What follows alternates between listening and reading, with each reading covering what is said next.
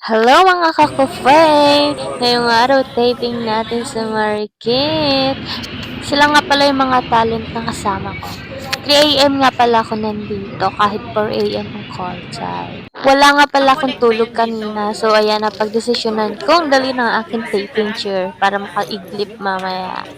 Pasilip ko lang sa inyo ang aming location. Actually guys, hindi ko alam kung saan kami. Kung saang lugar to. Hindi ko rin kasi ma-search guys. So, ayun. Kasi nga walang signal kasi.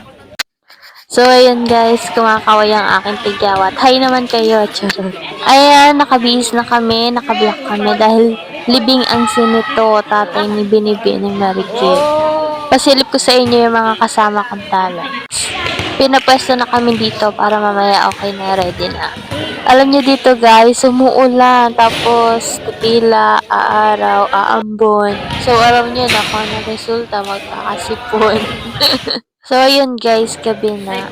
Ayan, nag-e-eksena sila sa likod. Ano to, lamay scene. Habang nag-aantay kami, ayan, pinapanood muna namin sila. Siya nga pala si Althea. Alam kong kilala siya. Kilala ko din, charot. Kaming mga talents, guys. Antok na kami. Nag-aantay na kami ng magic word na pack up. Pero mamaya pa kami magpa-pack up. Pasilip ko lang sa inyo yung kabaong jar. Nung nakatayo na ako dyan sa gilid ng kabaong, sabi ko sa artista, direct, huminga pa yung artista. Ang galing ni Hipon, sana all marunong umiyak. Alam niyo guys, nung tinititigan ko si Hipon, tapos napatingin siya sa akin, naalala niya, oh, nakasama na kita, di ba? Sa Black Rider, yung victim. Opo, sabi ko. So, nakakatuwa. Bye guys, see you to my next video.